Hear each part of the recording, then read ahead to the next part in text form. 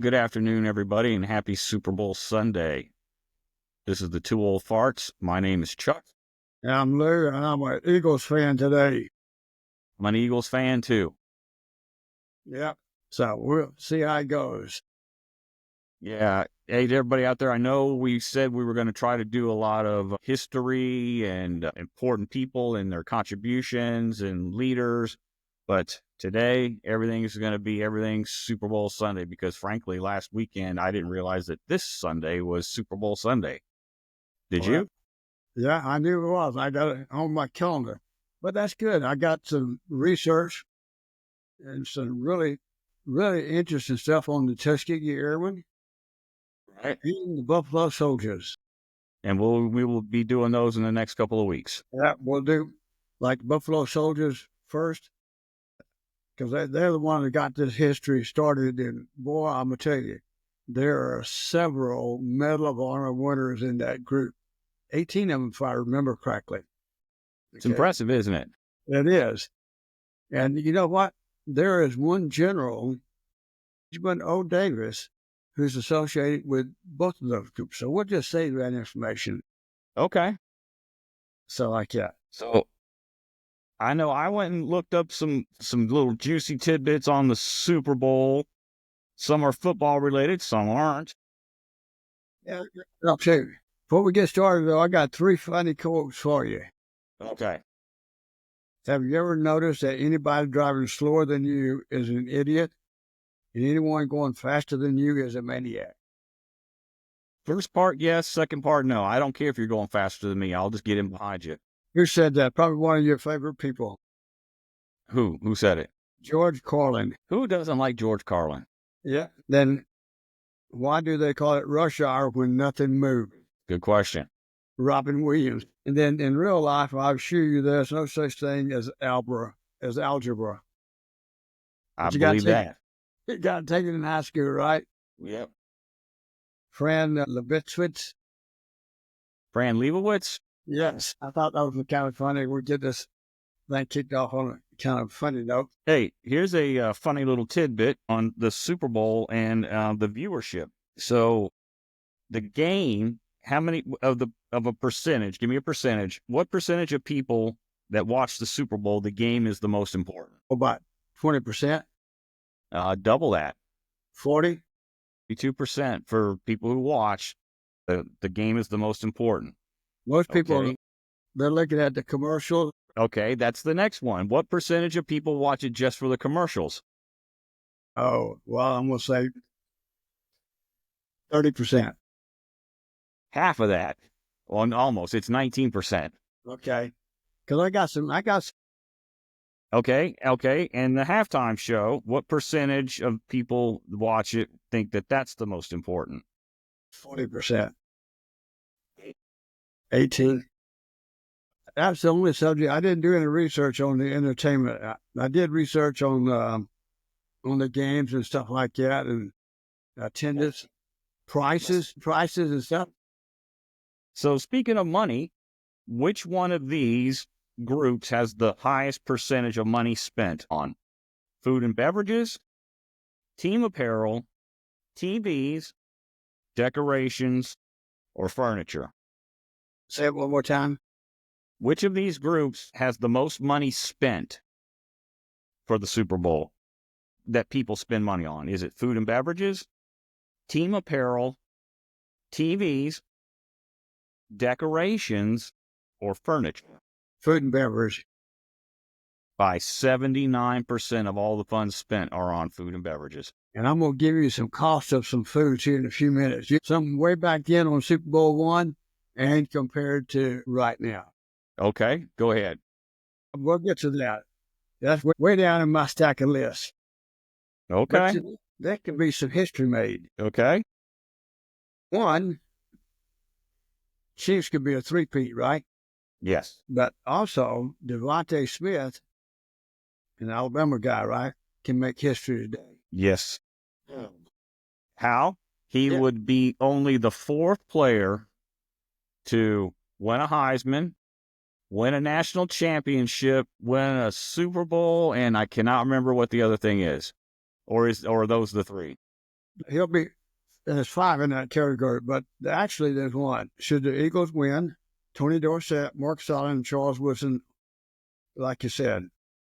However, Marcus Allen is the only player with a Heisman Trophy, an NCAA National Championship, Super Bowl, and most valuable player and a Super Bowl, NFL MVP and Super Bowl MVP. So which team has the most losses? The Patriots and the Broncos are tied with 5 losses. The Patriots have won 6, the 49ers 5, Seahawks 3, Steelers have won, just forget about the Seahawks. Seahawks only won 1.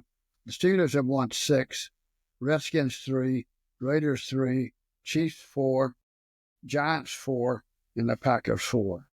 Packers, I think, probably have, and the Giants have probably the best records. They're 5-4 of that. Then you got. I wouldn't say that's the best. I'd say that's the worst.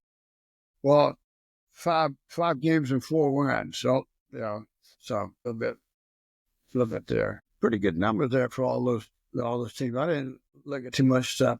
The game was created as a part of a 1966 merger between the NFL and the AFL to have the best test teams compete for a championship. Of course, we all know that the Green Bay Packers won that first run. First 2, as a matter of fact, right? Yes. So, a little bit about the Chiefs. In '66, after several years of competition, Pete Rozelle and Lamar Hunt, owner of the AFL Kansas City Chiefs, negotiated a merger in which the 2 teams would formally join together in '70. That's really kind of how it got started, okay? The game's popularity took off as the Jets' shocking upset of the Baltimore Colts in Super Bowl III gave the AFL. So who is the quarterback? Or which one? Super Bowl III. Joe Willie Namath. Joe Willie Namath. So that created the popularity. The Super Bowl is probably the most popular sporting event in the history of the United States. Yeah. In '65, the Slayers began negotiating to play for the competing league and all those kind of things. And back to the Packers, they beat the Chiefs 35-10 in '67 in the first championship game. Okay, so who's the oldest team, NFL team? It's either the Chicago Bears or the Cleveland Browns. Really? Cardinals franchise dates back to 1898. Making it the oldest professional football club in the NFL. And talk about history, Lamar Hunt started the negotiations, and he hired assistant. Who was the first Chiefs coach? Do you remember? I know Lamar Hunt was the owner of the Chiefs, but yeah. I don't. Was it Greasy? Not Greasy. Think about the Dakota Chiefs. Who was it? When we won the national championship in Japan, who was the coach? I don't remember. Hank Stram. Oh, really? Yeah. He was to be the head coach, and after the job was declined by Bud Wilkinson and Tom Landry. A little bit on the Eagles side, the team plays their home games at Lincoln Field in South Philadelphia. They were established in 1933 as a replacement for the bankrupt Frankfurt Yellow Jackets. 14 individuals with the Eagles have been inducted to the Pro Football Hall of Fame. Some of these guys you'll remember. Eric Allen. Don't remember him. Chuck Bednarik. Yes, Bedardnik. Huh? Chuck Bedardnik or something like that. Well, I call it Bednarik. Burt Bell, Bob Brown, Harold Carmichael, Brian Dawkins, Sonny Jurgensen. Yeah, I remember those last 2. Greasy Neal, Tommy McDonald, Pete Fios, I don't know, P-I-H-O-S, Norm Van Brocklin. Yeah. Steve Van Buren. Yep. This one's going to get you. Dick Vermeil. Yeah, the coach. Yeah, and Reggie White. He took them to their first Super Bowl. They lost that Super Bowl, but they went. Yeah. And of course they have. I think they lost to the Steelers, didn't they? Yes. The Eagles rank among the best in NFL for attendance and have sold out every home game continuously since the 1999 season. Well, they also have the worst fans. They've been known to throw snowballs at Santa Claus. Among other things too, right? They are probably the worst fans in the NFL. So how many players we got from Alabama playing today? That I don't know, but I have another tidbit for you about that. Well, I'll tell As you. of 2023, Alabama and Purdue are tied for first in producing the most number of Super Bowl winning quarterbacks. Yeah. 4, right? I believe so. Today we got Jalen Hurts, Yeah. Devontae Smith, Landon Dickerson, Eli Ricks, Byron Young, Cameron Letu, and Tyler Sheen. And the Chiefs have none. I know there's a lot of people out there that feel that the fix was in to get the Chiefs into the Super Bowl again this year. And you want to know why? Because last year they set an all-time viewership record at the for the. Yep. And it's going to be even more this year with the relationship between Tyler Swift and Taylor.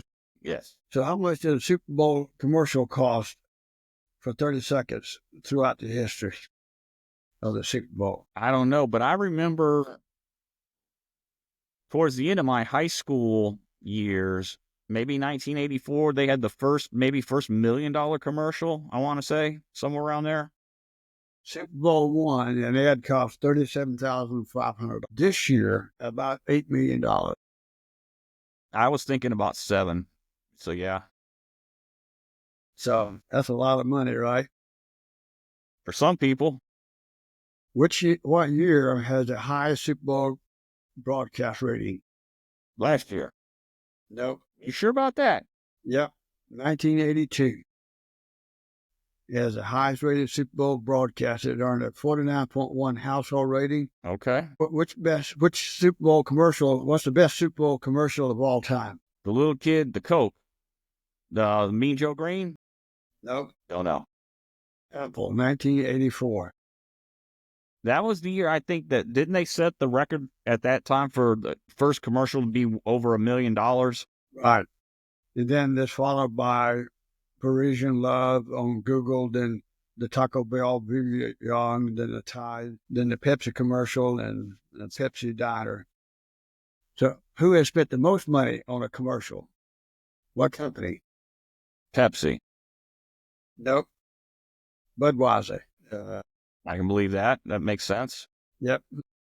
It remains the king of the Super Bowl ads. They've allocated $470.5 million on ads between the first big game in '67 and Super Bowl of 1920, in 2020 rather. So that's a lot of money, right? Yeah. How about the most valuable player award? Who's won the most? Yep. That's easy. That's Tom Brady. Yep. He's the only player to have won 5 Super Bowl awards, 4 with New England and 1 with Tampa Bay. Who are the next 2? One of your favorite players of all time? Joe Montana. Joe Montana and Terry Bradshaw and Holmes, Patrick Mahomes. The 3 other players, Bart Starr, Terry Bradshaw, and Eli Manning, have won the award twice. Frankly, I liked all those quarterbacks. I thought very highly of Eli Manning growing up as a kid. In the 70s, there was only 2 teams. It was the Cowboys and the Steelers. They ruled the roost in the 70s, but I always was partial to the Steelers, and I don't know why. I loved the running back, Rocky Blyer, Terry Bradshaw.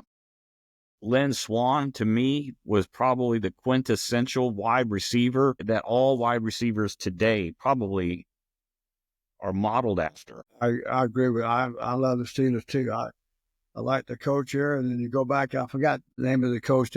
Chuck Noll. Chuck Noll was the coach. Yeah. And with Rocky Blyer. Yes. And I believe Rocky Blyer had half his foot shot off from Vietnam. Yeah. He was drafted by the Steelers and then got drafted into the Army or Marine Corps, and he went to Vietnam. And to the Steelers' ownership credit, they kept him on and brought him back, even though he was injured, and they let him get a chance to play his way onto the team again. That's a lot of class. A lot of class. Not all that, it earned them a lot of money. And I'm going to tell you, he was He was good. Bradshaw and Mahomes are the only ones that won it back to back. The MVP has come from the winning team every year except 1971, when Dallas Cowboys linebacker Chuck Howlett won the award despite the Cowboys' loss to the Baltimore Colts. Then Harvey Martin and Randy White were co-MVPs. The only time co-MVPs have been chosen. 7 Cowboy players have won Super Bowl MVP awards, the most of any team. Quarterbacks have earned the honor 33 times in 58 games and 59 awards. Interesting. Yeah. So who's expected to win today? I didn't look. I'm sure the Chiefs are probably favorite. What I was able to find, the Eagles continue to get more bets than the Kansas City Chiefs ahead of the game today. The Chiefs are favored by 1.5 points over the Eagles, but the Eagles have received 52% of the bets and 64% of the money bet against the spread of the bet at MGM as of Sunday morning. That's interesting, huh? The Chiefs are a 1.5 point favorite, and the over/under is 48.5. Yeah. But then more money has been bet on the Eagles. It could be a sucker bet. Yeah. I know. I just been an Alabama guy, and both of us are, and we got those 7 players. That says something about the Eagles on their draft process. So I'm just, and I love the Chiefs. I love Patrick Mahomes. He's one of my favorite guys to report. So how much are the tickets for today's game? Team $20,000 a ticket. They're averaging around $86.50. Okay. With the comparable seats costing up to $12,000 on Ticketmaster. So in Super Bowl I, how much does food cost? Well, let's go back. How much was the ticket price in Super Bowl I? $25. $12. $12. In fact, that's the only game that wasn't sold out. That makes sense too. Yeah. So hey, as of today, for this year's Super Bowl, which college has the most players on the field? Alabama. Nope. And they've held this for the last 3 years. Ohio State. You're getting closer geographically, but not. Michigan. Nope, going the wrong way. Oklahoma. Well, that's Seven players. not surprising. Who's the next team on the field today? Alabama. Close. Georgia. Okay. Now, who's the next team? Oklahoma has 7. Georgia has 6. Alabama has 4. Who's the next team? Let's stay in the same conference. Florida. That is correct. So they have 4 also. All right. Let's stay very close, but jump out of the SEC, but very close to Florida. What team is next? I'm going to take Ohio State. Florida State. Okay. They got 3. Okay, and the next 2 teams are Michigan and Clemson. They both have 3. Okay. Then Texas with 3, Penn State with 3, Memphis with 3, Stanford with 3, and then teams with 2 players each would be Georgia Tech, Nebraska, Texas A&M, Wisconsin, USC, Pittsburgh, Indiana, Washington, Marshall, Cincinnati, Washington State, Toledo, and Mississippi State. Not too bad, huh? No, it's not. So I think it says the SEC has 33 players in the NFL on the field today. The Big Ten with 21, ACC with 19, FCS and lower is 9, Big 12 5, AAC with 4, and Sunbelt with 3. Wow. So going back to the prices, so how much is a room going to cost in New Orleans today? Oh my goodness, $10,000. You're close. At the old number 77 Hotel in Chancery, $11,895, and a premium room at that same hotel is $13,925. At one of the other hotels in New Orleans, $14,975. In the Intercontinental New Orleans, $15,985. So you pay $9,000 for a ticket, $16,000 for a room, That's $25,000. Hell, how do you make that a year? Well, just think, you said a comparable ticket on Ticketmaster was like 12,000. So let's just split the difference between that 14 and 10. And let's say you spent 12,000 on a ticket and 12,000 on a hotel room. That's almost $25,000 for one day. Yeah. And you ain't bought any food. And that's on the cheap end. And you have not bought a hot dog, a beer. How much is a beer at the game? Do they know? Yep, $19. Wow, why isn't it even 20? Uh, Isn't that crazy? And a hot dog is $5. And what item is bought the most? What food item is purchased the most? Nachos, Nope. popcorn, Nope. peanuts, Nope. pretzels, Nope. hamburger, Nope. That's second. barbecue. Nope. Chicken wings. My goodness. Strange stuff, right? I don't recall seeing a lot of chicken wings at sports venues. Yep. But at the Super Bowl, that's item is purchased the most. So which Super Bowl costs the most? Food or ticket? Well, What? You're talking about fireworks and stuff like that. Halftime shows. I'm talking the halftime shows. Sorry. Was it with Lady Gaga? She was in 2017, 10 million. Then 2001, Aerosmith, Saint, 11 million each. Then Prince in 2007 was 12 million. Beyonce in 2013 was Or that's Beyonce. Beyonce. 2020, Jennifer Lopez and Shakira. The southern accent from Alabama don't help. Missing these two front teeth don't help either. So yeah, you're triple handicap between being from the South, missing your front teeth, and then you have like almost zero pop culture knowledge. And being old fart on top of that. If that is because you are an old fart. Okay. Here's some prices. Hard Rock taking things to a Super Bowl.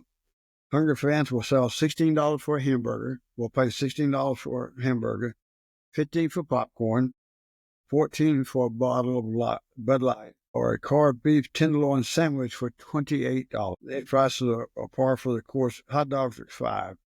And chicken wings, like I said, sold the most in the Super Bowl. Can't recall getting chicken wings at a football game. Who made the statement, football is for food? Don't know. Matthew McConaughey. I can't see him saying that.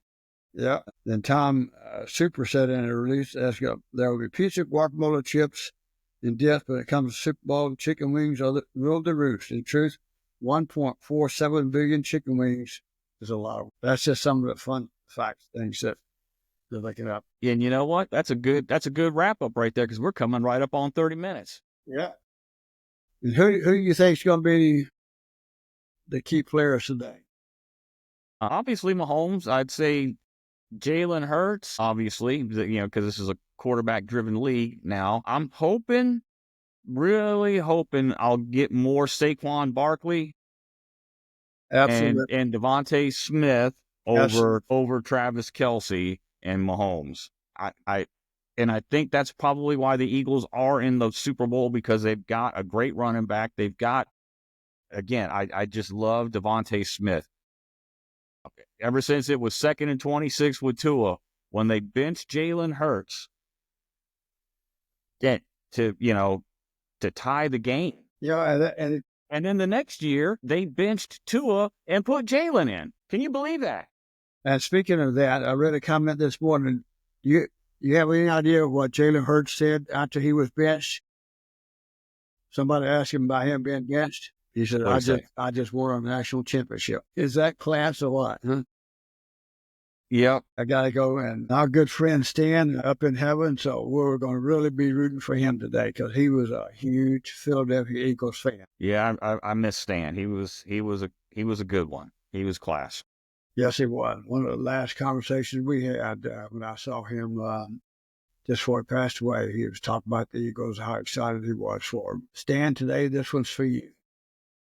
And last parting comments, back to Alabama. They finally got Ryan Grubb, who was supposed to have come with Kalen DeBoer, but he got hired on by the Seahawks, subsequently was fired at the end of the season, and now he's back with Kalen DeBoer in Alabama, and I think that is going to help turn the tide offensively for the Crimson Tide. I'm hopeful. I still believe in Kalen DeBoer. I think he was the right person. How do you fill the shoes of, one of the all-time greats? Yes, I agree with you and a lot of other people who believe, mostly truth, that there was a lack of discipline on the team this year, and I don't know if it was intentional or unintentional by the coach coming in and not trying to be one way or the other. I don't know. But this is a piece of advice that I give everybody that I work with. If they ever ask me about what should I do, how should I be, especially if they're filling somebody else's shoes, and I tell them there's only one thing you can do, and is be you. Because you can't be anybody else but you. And if you do that, you will be successful. Absolutely. Totally agree. And the more I think about what we talked about before, with Ryan coming in, his system was very successful. It's been for years and years. There's a lot of turmoil out in that Seattle process. Yes. I can see sometimes you're the GOAT. I just, the 2026 class right there, Alabama is predicted to be one of the top, if not the top recruiting class in 2026. Yes, in 2026, yeah. That says a lot. It says that people still believe in the coach.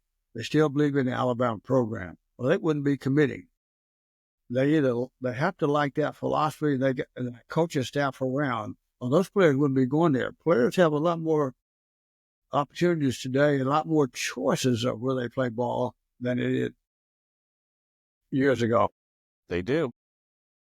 And I think that's great because these young men and women or whatever sports they're playing in, they're trying to make their way in life. They're trying to make some money for them to better their lives. And take care of their families who have suffered and did without to help them get there. And think about Devontae Smith and what he did for his family, his mom, and where he came from. Those are, you just gotta love those guys, and it just makes it even that much greater when they win. I'm hoping he's gonna be the fifth guy with the Super Bowl, national championship, and I like to see him be the MVP. Yeah, it'd be great if it's anybody but a quarterback. Yeah, because they seem to always give the MVP to the quarterback. yeah.